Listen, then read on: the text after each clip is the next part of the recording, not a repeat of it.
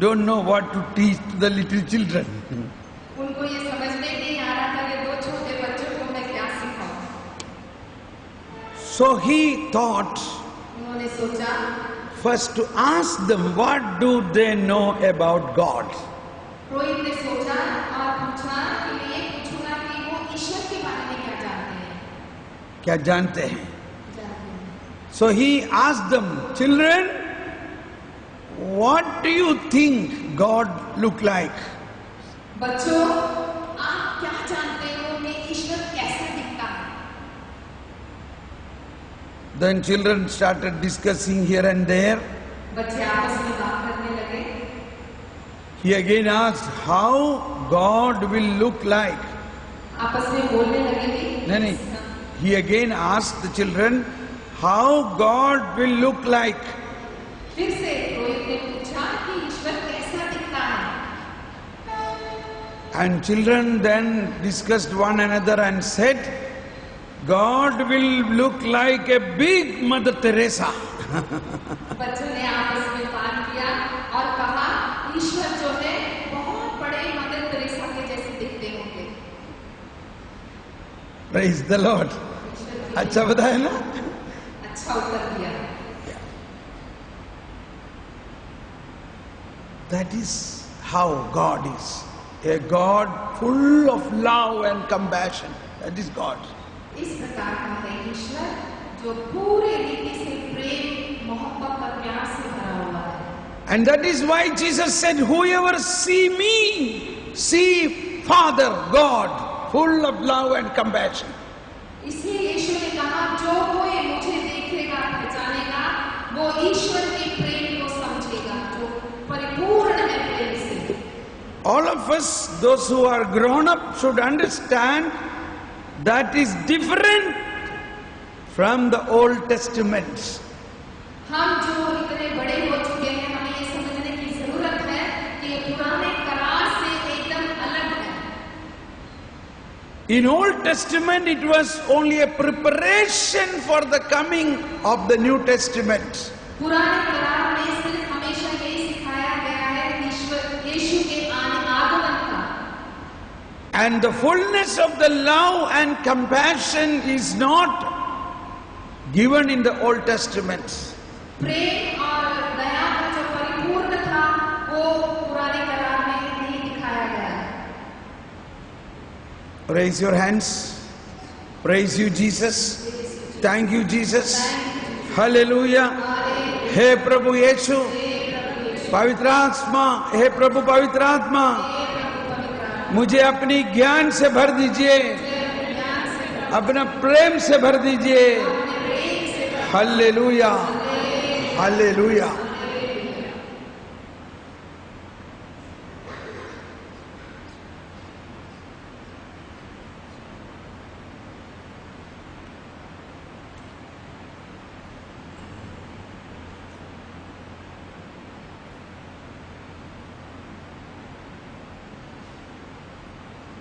एक दिन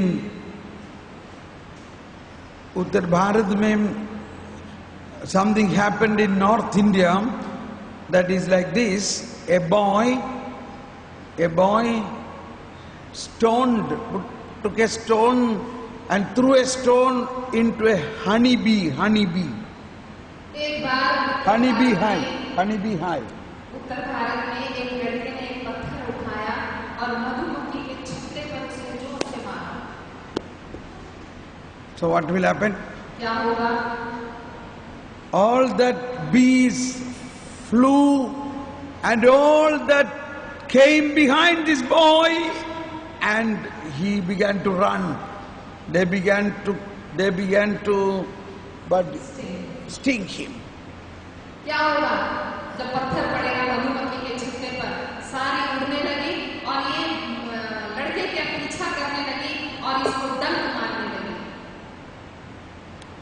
और वो पुकार कर रोने लगा, मुझे बचाओ, please save me, and he was running all around. ये उधर-उधर जोर-जोर से चिल्ला-चिल्लाकर भागने लगा और बोला, मुझे बचाओ। Listening this voice, his father, his papa came out from the home And he saw all this honeybee is running after this boy, and this boy is terribly in pain and running in loud cry. बेटे की आवाज सुनकर पिता घर से बाहर निकले और उन्होंने देखा इतनी ढेर सारी मधुमक्खियां उसके बेटे के इर्द गिर्द चारों तरफ उसको डंक मार रही हैं, तो उन्हें पता नहीं चला मैं क्या करूं। And the father also started running with him. और पिता भी बेटे के साथ भागने लगे। But as he was running, suddenly he fell down at one place. The boy. भागते पिता जो थे एक जगह पे गिर गए। Boy. लड़का एक जगह पे गिर गया। See, he was running and all the honeybees were behind him, but he fell down. So, when he fell down, the honeybee went forward, but he was down. भागते भागते ये लड़का एक जगह पर गिर गया। जैसे ही वो गिरा तो पूरी मधुमक्खियां उसके ऊपर भाग गई और ये लड़का नीचे गिरा। At that moment, this father, he took this chance and he laid himself upon this boy. उस वक्त उसके पिता ने क्या किया, उसने अचानक से उसके दिमाग में आया और ऊपर जाके उसके ऊपर लेट गया। समझ में आया? आया समझ में? And now this whole honeybee came back to bite him, to sting him again. और ये जो मधुमक्खियां भाग गई थी वो वापस आई और इसको डंक मारने लगी पिता को। The honeybees came to sting the son, but because the father was upon the son, all that biting came upon the father, and he took all that pain and saved his son. ध्यान से सोचिए, बेटे को जो काटने आई थी सारी मधुमक्खियां, अचानक से पिता उसके ऊपर लेट गए और वो सारी मधुमक्खियां ने आके पिता को डंक मारा और जो भी दर्द बेटे को जाना था वो सारा दर्द दुख ये पिता ने कहा और वो बेटा बच गया। Praise the Lord. ये एक हकीकत, एक रियल इंसिडेंट है। ये सच्ची घटना है। This is the love of Jesus. इस प्रकार का प्रेम है यीशु का। It is true that this boy has done a mistake. सच्ची बात है कि इस लड़के ने गलती की थी। But God did not consider that wrong what he has done, but instead he saved him. ईश्वर ने ये नहीं सोचा कि वो बच्चे ने गलती किया है, लेकिन ईश्वर ने उसको बचाया फिर भी।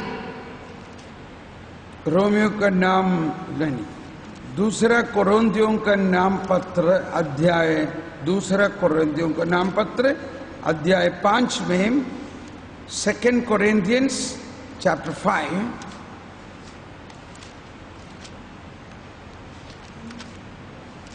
19, 2 Corinthians chapter 5 19 says, or we read from verse 17. 5 नहीं 17 से। So whoever is in Christ is a new creation. The old things have passed away, behold, new things have come. पढ़िए। रोमियो के नाम दूसरा पत्र 5वां अध्याय 17वां वचन में कहता है, इसका अर्थ ये है कि यदि कोई मसीह के साथ एक हो गया है तो वह नई सृष्टि बन गया है, पुरानी बातें समाप्त हो गई हैं और सब कुछ नया हो गया है। And that is the work of the Holy Spirit. और यही कार्य है पवित्र आत्मा का। And continue. And all this is from God, who has reconciled us himself through Christ and given us the ministry of reconciliation. ये सब ईश्वर ने किया है। उसने मसीह के द्वारा अपने से हमारा मेल कराया और इस सेवा कार्य हम प्रेरितों को सौंपा है। Now pay attention the next word. Namely, God was reconciling the world to himself in Christ, not counting their sins against them and entrusting to us the message of reconciliation. इसका अर्थ ये है कि ईश्वर ने मनुष्य के अपराध उनके खर्चे में ना लिखकर मसीह के द्वारा अपने साथ संसार का मेल कराया और हमें इस मेल मिलाप के संदेश का प्रचार सौंपा है। Once again, he did not consider, not counting their sins against them. क्या है? कैसे लिखा है?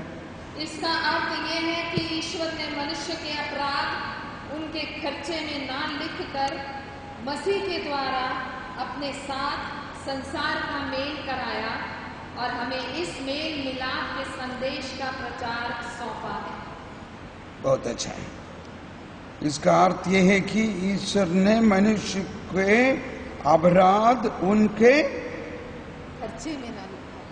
खर्चे में न लिखकर, he did not consider the sin what we have done against us. क्या ये विश्वास कर सकता है क्या? Can you believe this? क्या विश्वास करते हो कि प्रभु ने, परमेश्वर ने हमारे लिए ये कार्य किया है? That we are all sinners. Even now we are sinners. हम सब पापी हैं और अभी भी हम पापी हैं।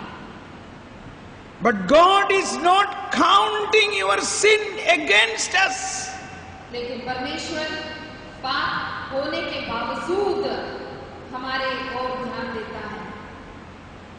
Do you believe this? क्या आप विश्वास करते हो? Can you do the same thing to your children or your brothers and sisters? क्या ऐसे ही व्यवहार आप अपने बच्चे और अपने भाई बहन के साथ कर सकते हो? Oh, I am going to get a heart attack. This is the New Testament. ये है नया करार। This is the love of Jesus. ये है ईश्वर का, यीशु का प्रेम। This is possible through Holy Spirit. और ये तभी संभव होगा पवित्र आत्मा के द्वारा। But if we think, no, the commandment, he must live by the commandment, he has not done, so he must be punished, then you are not a Christian, you are only a Jew. अगर आपको ये लगता है उसने गलती की है, उसको दंड मिलना ही चाहिए, तो आप जू हैं, आप ईसाई नहीं हैं।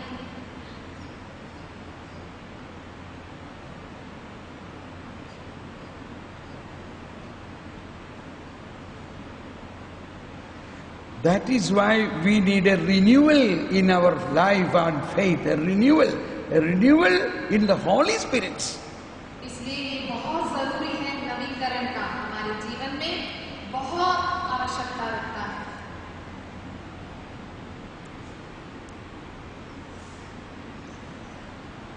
The same thing is taught in Romans, I think Romans 5. In Romans 5.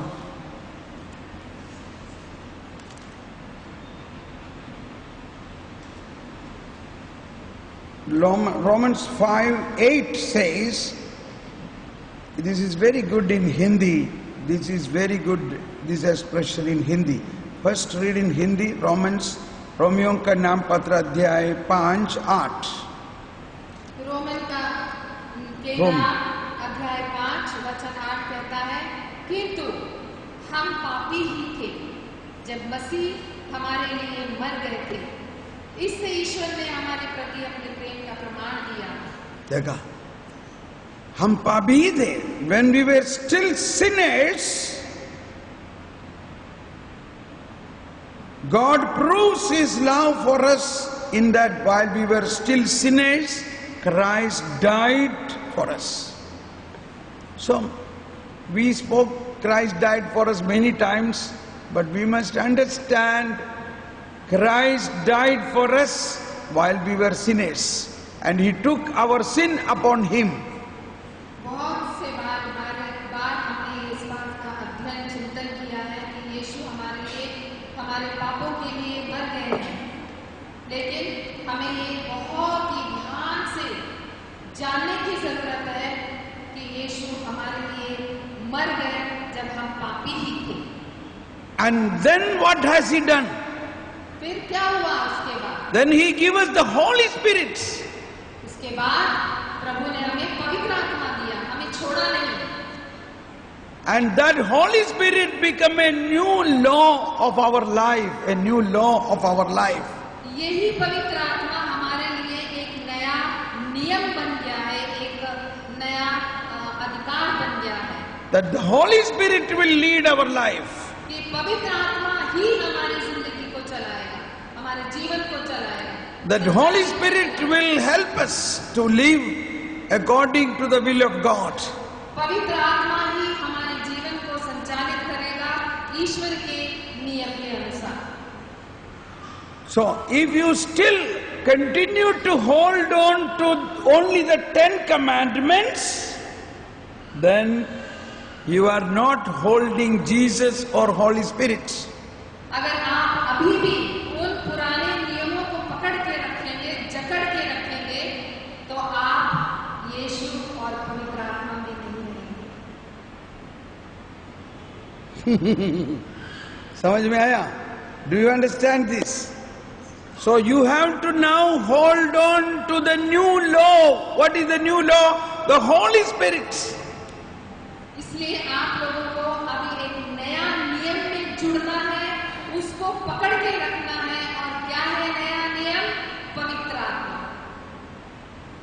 That Holy Spirit is given to us to lead our life as a helper from God, a helper from God. हमें ये ध्यान देने की जरूरत है कि पवित्र आत्मा परमेश्वर की तरफ से हमें मददगार के रूप में मिला है। And He Himself is God. और वो स्वयं परमेश्वर है। Now what else you want? और क्या चाहिए आपको? You have a God Himself is to help you to live a holy life. आपको और क्या चाहिए? परमेश्वर, पवित्र आत्मा परमेश्वर आपके साथ है, आपको चलाने के लिए, संचालित करने के लिए। And what is the heart of this new law? और मुख्यता क्या है इस नए नियम का? Jesus said in the Old Testament, it is written, eye for an eye, hit for a hit. But I tell you, don't resist who is evil. इस नए नियम का सार क्या है? यीशु कहते हैं, पुराना नियम कहता है आंख के बदले आंख और दांत के बदले दांत, लेकिन आप But I tell you, resist not. Read Matthew chapter 5:39. But I said to you, offer no resistance to one who is evil. मत्ती का सुसमाचार 5वां अध्याय 39. 5:39. 5वां अध्याय और 39 वचन। परंतु मैं तुमसे कहता हूँ, दुष्ट का सामना नहीं करो। यदि कोई तुम्हारे दाहिने गाल पर थप्पड़ मारे, तो दूसरा भी उसके सामने कर दो। I said to you, offer no resistance to one who is evil. कोई बात नहीं, पढ़िए। मैंने कहा, परंतु मैं तुमसे कहता हूँ, दुष्ट का सामना नहीं करो। सामना नहीं करो मतलब do not fight with the evil. यदि कोई तुम्हारे दाहिने गाल पर थप्पड़ मारे, तो दूसरा भी उसके सामने कर दो। What do we normally do? If our children or somebody is showing some bad thing to us, we will hit them back. हम क्या करते हैं? अगर हमारे लिए कोई बुरा कहता है या कुछ भी करता है, हम उसका विपरीत उत्तर कैसे देते हैं? उसी तरीके से देते हैं। Then it will increase. The evil will increase. और दुष्टता जो है बढ़ती जाएगी। And this was the Old Testament. और ये जो था पुराना करार था। But in the New Testament, Jesus said, when someone slap on your right cheek, right or left?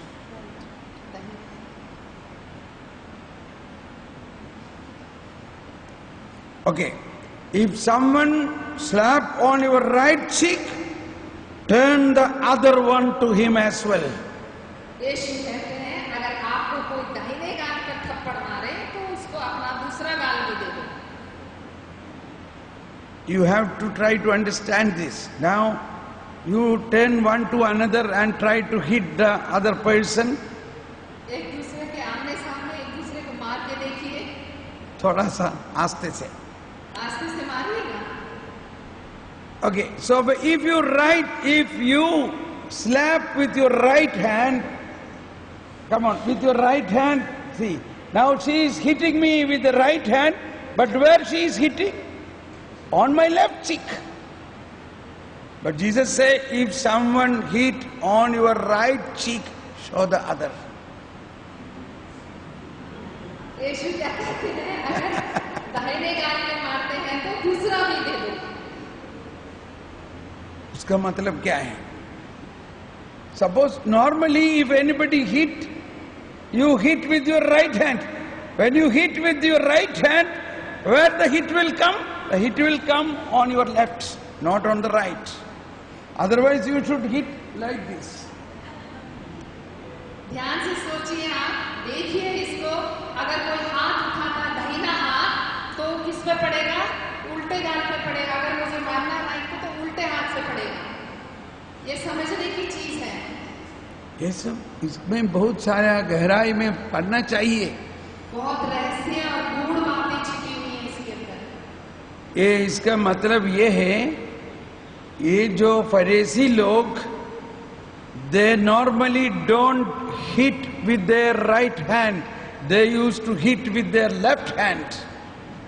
Because फरीसी लोग जो थे साधारणतः सीधे हाथ से नहीं मारते थे, वो उल्टे हाथ से मारते थे। because they even considered it is not good to hit with the right hand, because their right hand is supposed to be holy hand. ध्यान से सुनिए, फारसी लोग जो थे किसी को जब मारते थे दाहिना हाथ से नहीं मारते थे, बाएं हाथ से मारते थे, क्योंकि उनका ये उनके मन में था कि सीधा हाथ जो है वो पवित्र है। वो अपवित्रता करता है, मारता है, तो तभी उसमें वो ऐसा सोचता है। They are पवित्रता मतलब वो काम तो वैसे ही करते हैं उल्टे हाथ से, लेकिन वो नियम है कि सीधा हाथ जो है पवित्र है, इसलिए वो हाथ को नहीं उठाते, गलती इस हाथ से करते हैं। and the Lord is telling, don't hit back, but show the other. परमेश्वर यीशु कहते हैं फिर से दोबारा मारो मत, लेकिन दूसरा गाल दो। This is the very special word of God which was so touched in the heart of M.K. Gandhi, and so he became Mahatma Gandhi. यही एक बहुत रहस्यपूर्ण बात है कि ये जो वचन जो है अपने देश के राष्ट्रपिता महात्मा गांधी को बहुत छू गया दिल के अंदर, इसलिए वो महात्मा कहलाए। That is why he did not fight with the British. He did not fight. इसलिए उन्होंने ब्रिटिशरों से झगड़ा नहीं किया, लड़ाई नहीं की। He said, don't fight. झगड़ा मत करो। If you fight, that is your weakness.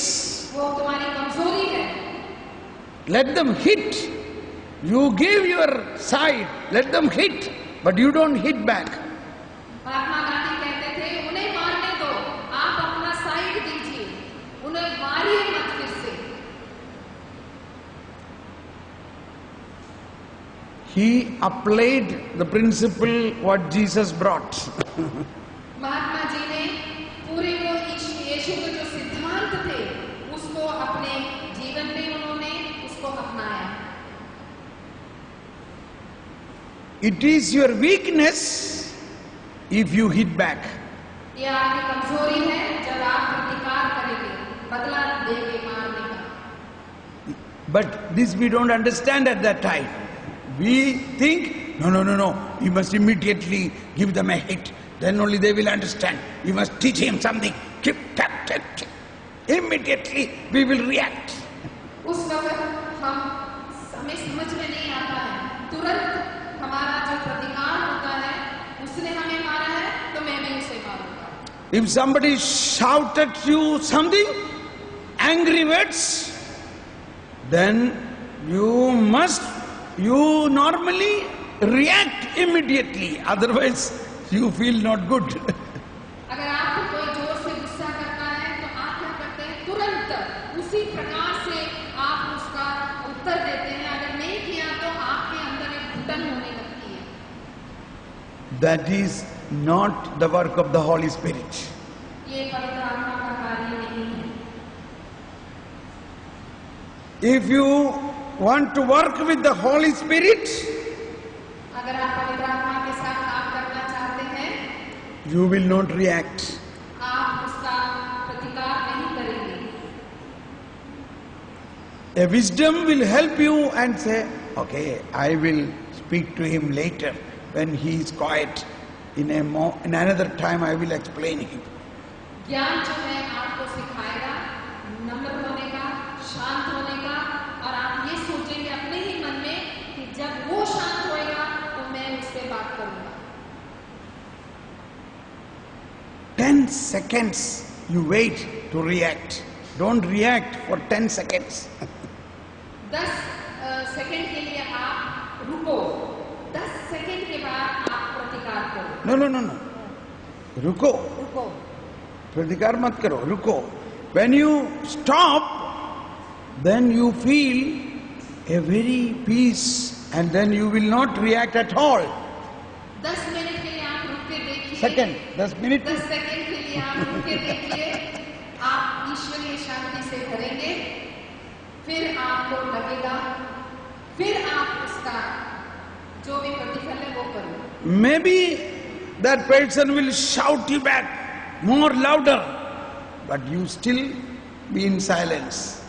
हो सकता है कि वो व्यक्ति और जोर से आप पे चिल्लाए, लेकिन आप फिर भी शांत रहेंगे. That is not your weakness, that is your strength. कमजोरी नहीं है. Even when you are quiet, somebody else will say, see, इनको हिम्मत नहीं है. He has no courage to react. They will provocate you. जब आप शांत रहते हैं तो हो सकता है आजू बाजू के जो दूसरे लोग हैं वो बोलेगा, अरे इस व्यक्ति को देखो, इसको कुछ हो नहीं रहा है, इसको कुछ आ ही नहीं रहा है. वो आपको उकसाएंगे. उनको ताकत नहीं है, कमजोरी है. वो कमजोर इंसान है, कुछ नहीं हो रहा, उकसाएंगे आपको. So they will provoke you. उकसाएंगे आपको. But still you should, if you can keep quiet, then the Holy Spirit is working. अगर आप उस वक्त भी शांत हैं तो उस वक्त पवित्र आत्मा आपके अंदर काम कर रहा है. So this is what we have seen in the life of Jesus. यही हमने यीशु की जिंदगी में देखा है. People is slapping at his face, spitting at his face, scourging on his, but he is quiet. He is not at all reacting. He is not uttering any word. हमने यही देखा है यीशु के जीवन में कि लोगों ने थप्पड़ मारा, उनके मुंह पे थूका, उनके कोड़े बरसाए, लेकिन यीशु शांत थे. Shall we try something like this from today? क्या शुरू करें अपना जीवन इस प्रकार से आज से? First principle is don't react. Keep quiet when somebody shout at you. सबसे पहला सिद्धांत ये है कि आप चुप रहिए अगर कोई आपको उकसाता है. ये आसानी नहीं है. This is not easy. But if you really recognize, that means a Christian. ये आसान बात नहीं है. अगर आपको समझ में आता है तो यही है क्रिस्तीय जीवन.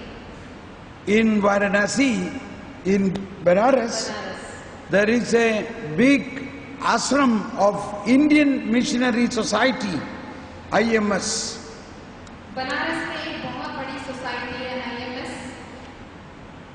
That is the priest who run this ashram. There are, on every Saturday, Sunday, there are at least nearly 10,000 people gather to pray to Jesus.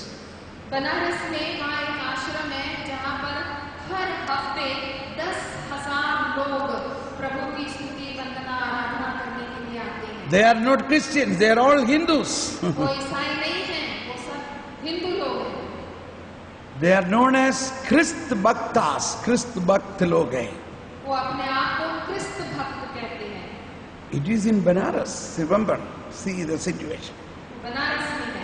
So one day when I was preaching there, मैं एक दिन जब वहाँ पर भाषण दे रहा था, so after all the people have gone, some of the leaders gathered together and we were praying. सब लोग चले गए, कुछ वहाँ के जो मुख्य अध्यक्ष थे वो मेरे पास आए, हमने प्रार्थना की। So there was one man in that is a newcomer for only 1 month. He is in this team. वहाँ पर एक व्यक्ति था जो भी नया आगमन हुआ था, उसको 1 महीना हो गया था। So we were listening his testimony. हम लोग उसकी टेस्टिमनी सुन रहे थे। He was telling the other people who are against Christians, every day fight with him. Why you went to this group? You should come back. वो लोग जो दूसरे लोग थे, इस व्यक्ति से वो लोग लड़ते थे और उसको कहते थे क्यों जाते हो आप वहाँ पर, हमारे पास आओ। So one day, in the evening when he was going home back from the ashram, all those people caught him. They began to shout at him, why you left our group and went to this Isai group? एक दिन शाम के वक्त वो लोग सब ने इनको घेरा और इसके ऊपर जोर जोर से चिल्लाकर कहने लगे, आपने हमारे ग्रुप को छोड़कर क्यों ईसाई ग्रुप को, ईसाई धर्म के लोगों के साथ जाकर मिल गए हो? He was not reacting at all. और वो उसके अंदर किसी प्रकार का कोई भी रिएक्शन नहीं हो रहा था। They shouted him with bad words. और बहुत बुरी बुरी बातों से वो लोग उसके ऊपर गुस्सा कर रहे थे, आवाज से बोल रहे थे। But he did not react, he did not respond, he did not become angry. उसका कुछ भी उसमें वहाँ पर वो खड़ा एकदम शांत रहा, कुछ बोला नहीं, कुछ भी उसकी प्रतिक्रिया जवाब नहीं दिया, जवाब भी नहीं। नहीं दिया। So they become more angry. उनको और गुस्सा आया। Then they saw the Bible in his hands. उन्होंने देखा कि उसके हाथ में ग्रंथ है। Then they said, what is this book? Don't you think we also have many books? Why don't you read that books? उन्होंने कहा ये क्या है, ये क्या किताबें हैं, क्यों आप उसको पढ़ते हो, हमारे पास भी तो किताबें हैं, आप उसको क्यों नहीं पढ़ते हो? Listen carefully. Raise your hand. At this moment, he spoke to them. ऐसे अवसर पर उसने उनसे बात की।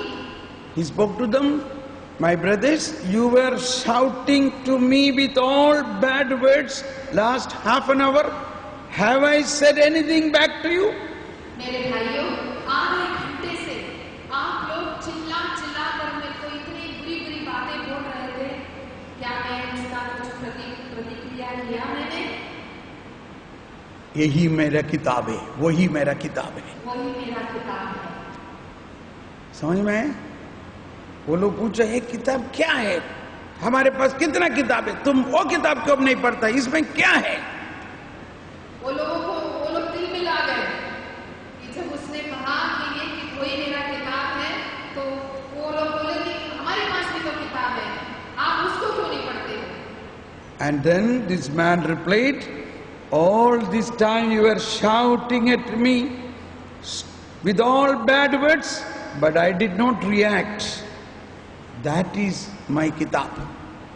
तो ये पूरे समय तक आप लोग मेरे से बुरी बुरी बातें कर रहे थे, मैंने कुछ भी प्रतिक्रिया नहीं की, मैं चुप रहा, और यही है वो किताब जो मेरे पास है। समझ में आया? आया समझ में? That I I wonder that young Christian, means he is only 1 month in this faith, but how deeply he understood the meaning of the faith in Jesus. मैं बहुत ही आश्चर्यचकित हो गया। एक ही महीना हुआ था उसको इस क्रिस्तीय सभा में आकर, लेकिन उसका विश्वास कितना गहरा था ये सोचकर मैं बहुत आश्चर्यचकित हो गया। Now we must understand it is the faith in Jesus and it is the work of the Holy Spirit. हमें अभी ये समझने की जरूरत है कि ये प्रभु का काम है और पवित्र आत्मा का कार्य है हमारे अंदर। Now in मत्ती का सुसमाचार अध्याय 5 में, मत्ती का सुसमाचार अध्याय 5, Matthew chapter 5 verse, the next is much interesting, the next aspect of our faith, of the work of the Holy Spirit. That is, when Jesus said, 38, no, 38 हम लोग पढ़ लिया है, 43, तुम लोगों ने सुना है कि, oh, no, why should I read? Yeah, I'm sorry. Yesterday I was reading both, so now I am in a difficult situation. Love enemies. Matthew chapter 5:43. You have heard that it was said, you shall love your neighbor and hate your enemy. But I say to you, love your enemies and pray for those who persecute you. Matthew